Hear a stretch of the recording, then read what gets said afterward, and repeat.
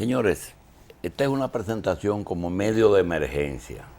Yo tuve el privilegio de conocer un venezolano en el día de ayer, que justamente fue el día en que se conmemoró la muerte de Hugo Chávez. Y le pedí que estuviera con nosotros un ratito. Va a estar en algún tipo de otros programas. Pero creo que el momento es propicio para que los dominicanos podamos entender un poco el proceso venezolano.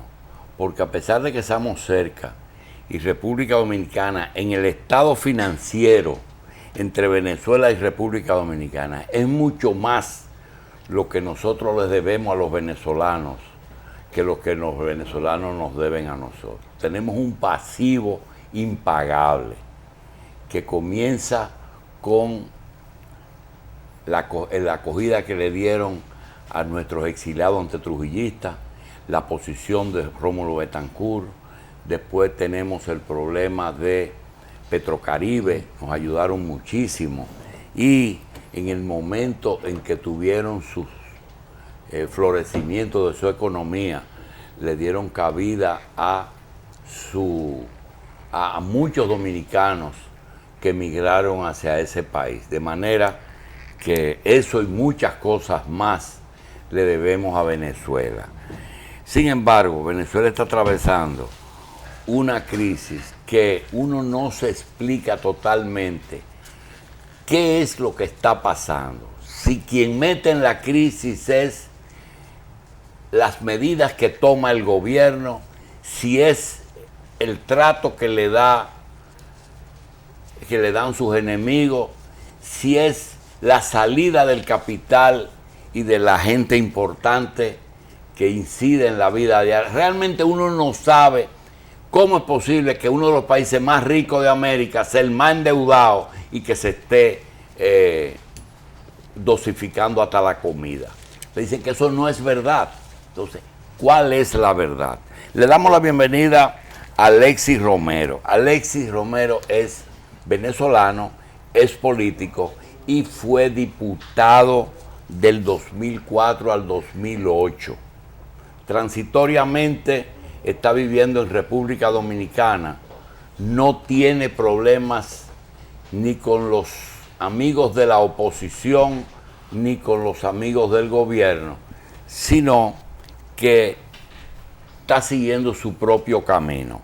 Le damos la bienvenida a Alexis y le agradecemos muchísimo que esté con nosotros. Alexis, realmente, ¿Venezuela está viviendo una crisis económica o política? Buenos días, un gran placer estar en el hermoso país de Duarte. Estar aquí en la República Dominicana es un verdadero honor para mí.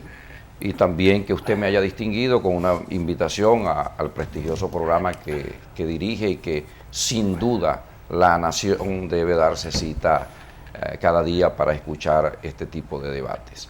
Lo que entendemos que el pensamiento político debe privar sobre el pensamiento electoral, entonces podemos comenzar a sacar conclusiones interesantes e importantes. La gente entiende que... Repíteme, ¿el pensamiento? El pensamiento político debe privar sobre el pensamiento electoral. Normalmente los partidos políticos en América Latina... Ese problema lo tenemos aquí. Bueno, nosotros aquí lo que estamos pensando es en lo electoral y no pensamos en programas ni en lo político. Bueno, pero no es algo potestativo, exclusivo de un solo pueblo. El problema de América, que es lo que a mí me mueve a conversar en esta mañana, y además que en mi condición de extranjero y huésped y estar aquí visitando la República Dominicana, eso me impide por ley, por ética y por moral expresar algún tipo de opinión interna. Pero sí, en el marco de los principios básicos de los problemas que viven los pueblos en materia política, por ejemplo, la gente entiende que el problema de Venezuela es un problema electoral, que hay que sustituir un gobierno o que debe venir un nuevo gobierno. No, Venezuela está viviendo su propio proceso político, que definitivamente no está marcado ni con la entrada de un presidente ni con la salida de un nuevo presidente. Venezuela tiene que madurar y Venezuela está ejercitando un proceso político que nosotros los venezolanos entendemos que tenemos que darnos el tiempo, que tenemos que transitar la ruta de resistencia. Y bueno, nosotros hemos puesto nuestro mayor esfuerzo para que eso suceda. Sin embargo, es importante resaltar que la gente dice, Venezuela tiene un problema. ¿Cómo es que Venezuela tiene un problema? Nosotros tenemos un problema, porque Venezuela ha demostrado que su generación de política y su generación de riqueza no ha sido únicamente para los venezolanos, ha sido para la región. De manera que hoy mucha gente se hace de la vista gorda entendiendo de que, bueno, Venezuela tiene un problema, yo debo alejarme de Venezuela, yo no debo marcarme con Venezuela porque su gobierno parece que está cuestionado a nivel internacional y eso a mí me mancharía. Los compromisos con los pueblos van más allá de los problemas de los gobiernos. Las alianzas y la solidaridad de los pueblos de América Latina van más allá de lo que pueda pensar cada quien de un gobierno. Yo puedo tener mis diferencias con la oposición y puedo tener mis diferencias con el gobierno venezolano, pero yo no me inscribo en la tesis de ser un venezolano que salga al exterior a hablar mal de su país y a hablar mal de su gobierno o a hablar mal de la oposición. Nosotros entendemos que en la construcción de un pensamiento político indica revisar qué está pasando. ¿Qué viene pasando? No solo en Venezuela, en América Latina, porque nosotros somos seres humanos y somos latinos en Venezuela, en República Dominicana, en Perú, en Uruguay. La pobreza tiene un solo principio. Los problemas de injusticia tienen un solo principio, donde nos pongamos. No existe nacionalidad para el hambre, no existe nacionalidad para los problemas. Entonces, esas divisiones ordinarias y esa facilidad con que nosotros entendemos que los otros tienen problemas, y que nosotros debemos alejarnos de quien lo tilde cualquier organismo internacional o cualquier posición política individual. Nosotros pensamos y creemos y defendemos que el pensamiento, por ejemplo, de Bolívar, que fue un pensamiento libertario, que se dedicó a buscar la libertad de naciones, pero no a conquistarla, no a quedarse y dominar esas naciones, sino a dejarlas que fluyera la libertad de esas naciones. Y en el intercambio político y en el intercambio histórico de Venezuela, no es un discurso con República Dominicana. Nuestro amor por República Dominicana está inscrito en los hechos, está inscrito en los momentos críticos y de angustia que hemos tenido. Nosotros hemos extendido no solo nuestra mano, no solo nuestros recursos, no solo nuestra orientación, sino nuestro corazón y nuestro amor a una república que además se lo merece. Y todavía estamos pensando en lo electoral y no en lo programático. Por supuesto que tú a cualquier país que puedas visitar y toda la corriente, simplemente al leer los periódicos, entiende que los planes que existen en la opinión de la mayoría de los movimientos políticos de América es simplemente destruir al contrario para yo tomar electoralmente posición política y lograr alguna ventaja. Dos cosas. Una era el tema de lo programático y lo electoral. El otro punto es los dos grandes momentos del chavismo. Hoy y cómo llega. Llega por el trabajo que hizo Hugo Chávez desde las Fuerzas Armadas o llega por el deterioro de los grandes partidos tradicionales que colapsaron y surge esa figura de la nada, de la misma cárcel. ¿Por un trabajo él hizo o porque aquellos colapsaron? Mire, definitivamente yo he impulsado una tesis que he denominado el Código de Barrabás. Y el Código de Barrabás es simple porque es la que le permite a las encuestadoras de los Estados Unidos y a las grandes encuestadoras que se vienen equivocando y que siempre se equivocan cuando en mi pueblo dicen que hubo un batacazo, o sea, ganó el que nadie esperaba. Sencillamente porque a pesar de que Cristo tenía en su época multitudes que lo seguían, dividían los panes, tenía un comando de campaña de 12 apóstoles, se resistió incluso a Satanás, según dice la Biblia. Además de ello, enfrentó al sacerdocio, que realmente era un poder en ese momento, pero cuando se enfrentó a una elección popular, donde dice, lo presentan ante el pueblo, ustedes quieren que suelte a Barrabás o suelte a Cristo. Bueno, gana una elección popular Barrabás de manera inesperada, no tenía las condiciones ni políticas, ni económicas, ni tenía ningún comando de campaña. Pero ¿qué pasaba? La coyuntura indicaba que no es que Barrabás ganó, es que Cristo tenía que perder esa elección. Es que Cristo estaba llamado en la coyuntura a perder esa elección. Eso es lo que viene sucediendo a lo largo de la historia. El triunfo del presidente Donald Trump, eso es lo único que significa que mucha gente pensaba que ganaba Hillary Clinton. Nosotros en nuestro análisis entendíamos que era inevitable, imposible que perdiera Donald Trump, sencillamente porque él estaba en la coyuntura correcta. Y eso pasó también con el comandante Chávez. Los pueblos agotan modelos, se cansan de políticos y se renuevan. Y se equivocan. Claro que los pueblos tenemos además el derecho a equivocarnos. Y queremos equivocarnos. Sí, pero a propósito de equivocarse, voy con el tercer tema.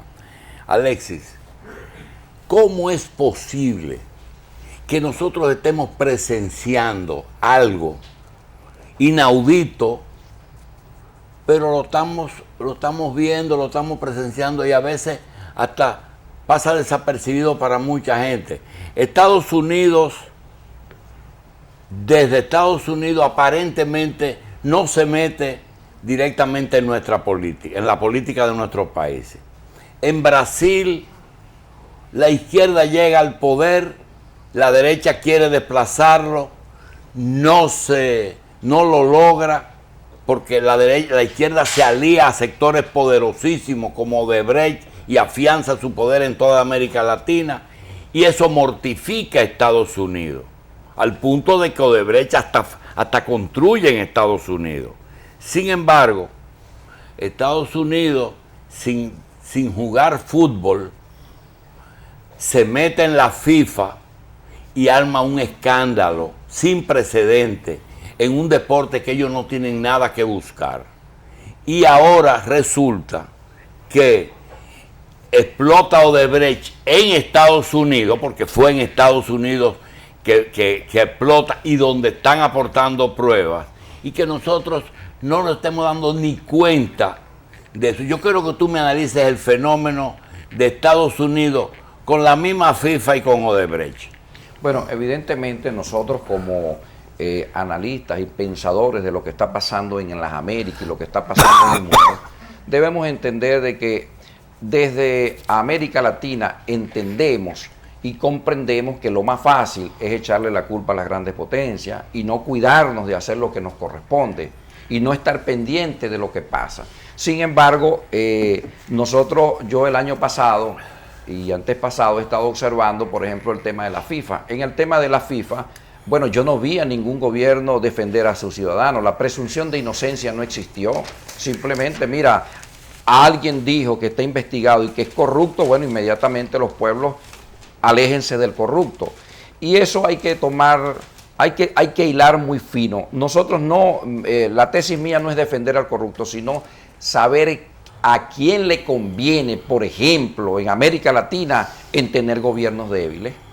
¿Quién saca beneficio? Entonces, después que tú tocas la FIFA como un ente de carácter planetario, cuando tú tocas el tema de la FIFA, donde los representantes de la FIFA, que no tengo yo capacidad de jugar sobre su culpabilidad o no, ningún país salió a la defensa, pero además los jugadores de la FIFA tampoco salieron los pueblos. Entonces, cuando tú revisas el tema de la FIFA y revisas el tema de Odebrecht, bueno, pero es que ahí no hay ninguna diferencia. Tú simplemente le quitas el nombre de la FIFA y le pones el tema de Odebrecht y es el mismo principio. ¿Y cuál es el principio? Que nosotros los humanos, yo por ejemplo, que empecé y estudié teología a partir de los 15 años, nosotros nos esforzábamos, doctor Julito, por ser santos, pero por dentro incluso con ganas de pecar.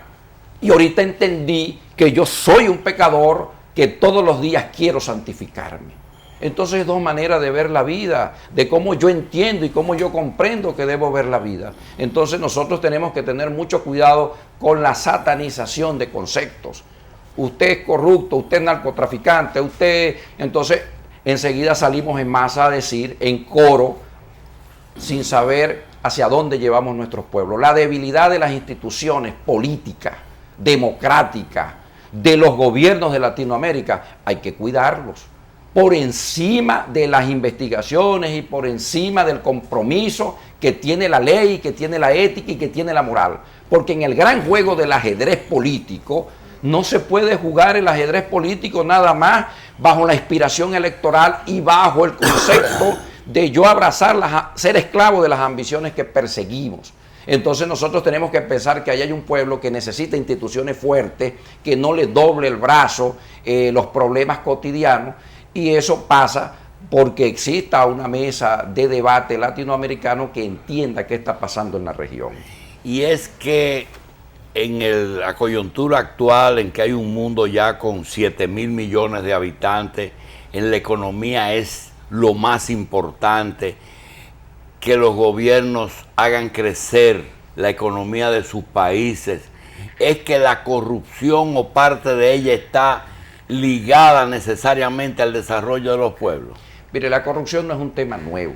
Los grandes historiadores lo van a revisar. Los pueblos nunca le han negado a quienes los gobiernan vivir bien, comer bien, ponerse corona, ponerse títulos nobiliarios, tener buenos carros, gobernar, mandar, tener fama. Eso los pueblos nunca se lo han negado. Los pueblos lo que le niega a quienes gobiernan es esa falta de sensibilidad, esa falta de compromiso, ese desempeño en la ética de resolver los problemas que tienen que resolver y que son fáciles de resolver, porque desde el punto de vista científico, desde el punto de vista tecnológico, desde el punto de vista financiero, no hay ninguna justificación para que un venezolano, un latinoamericano, un ciudadano se acueste sin comer. Eso no tiene sentido. De hecho, cuando tú legislas, yo que fui legislador, cuando tú legislas y cuando tú revisas las constituciones del mundo, entiendes que la educación es gratis,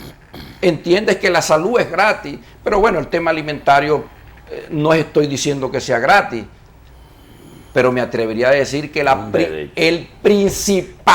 principal responsabilidad de un gobierno, como la tiene un padre de familia, es que en su casa exista comida.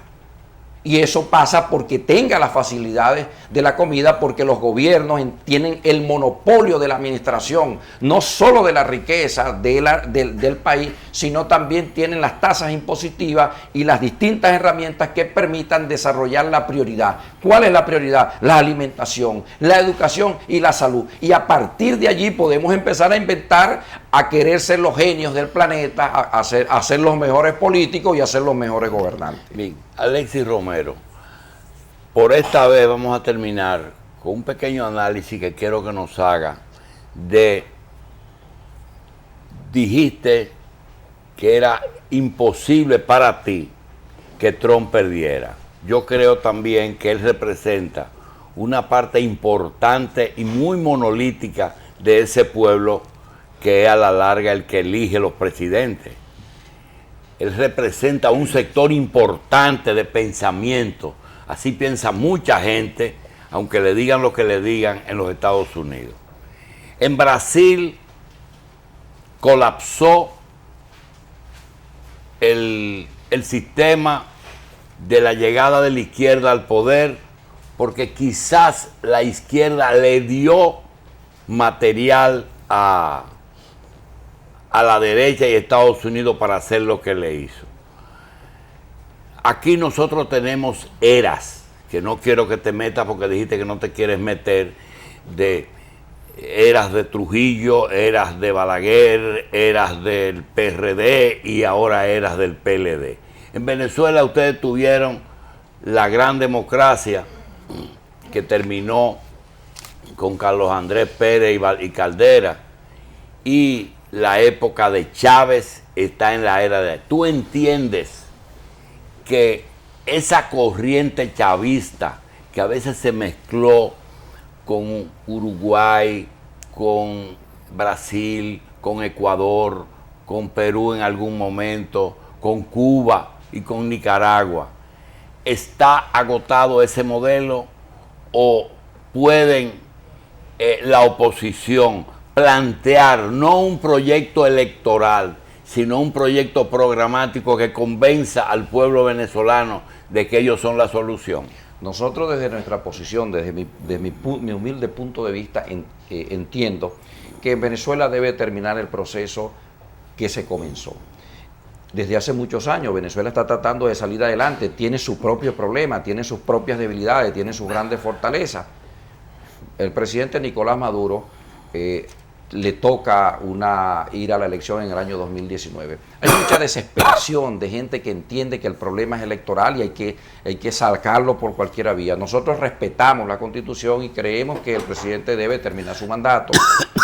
Si quiere reelegirse, bueno, iremos al pueblo a ver. Sin embargo, yo creo que en Venezuela no es que se agotó nada, es que están haciendo algo. Porque mucha gente piensa que es que las cosas pasan porque se agotó algo. No, es que puede que estén haciendo otro pensamiento, no solo en América Latina. No es que se agotó. Pero allá no parece que estén haciendo algo. No, se está haciendo mucho. Lo que pasa es que comprender el problema de Venezuela es mucho más profundo para discutirlo en muy poco tiempo. Es que las cosas buenas no hay que analizarlas mucho, Alexis. Lo bueno se ve y no hay que irse profundamente a nada. Claro, yo concedo la razón. Sin embargo, quería, antes de despedirme, dedicarle mi participación a mi niña de 8 años que salvó ayer la vida milagrosamente. ¿Cómo? Y en este momento me informan que acaba de salir de quirófano muy bien. Ella traspasó un vidrio sin querer y bueno, se dio cortadas importantes. A mí me tocó pasar toda la noche con ella, entró a quirófano a las 3 de la mañana. Ahorita atendí mi llamada y mi niña salió bien. Quiero agradecerles a Dios. Sin embargo, mi compromiso con este programa, te lo agradecemos muchísimo. Nosotros tenemos un compromiso y deseamos con los que pueblos. Tu niña se recupere lo más rápido posible. Y eso lo he hecho hoy en la mañana. Te lo agradecemos inspirado mucho. En Isabela Victoria Romero y me acompaña mi hijo Luis David Romero. Y esa es nuestra lucha por nuestros hijos y por la América que soñamos y que queremos. Alexis Romero, ex diputado por el Estado Bolívar. El Estado de Bolívar. El Estado de Bolívar tiene 442.000 kilómetros cuadrados. Imagínense la responsabilidad que tenemos. Decía un chiste ayer que lo que no logró Bolívar lo logró Odebrecht. Unió América. No, eso pasa, son las coyunturas. Gracias, Alexis. Muy amable, un verdadero placer haber compartido con ustedes.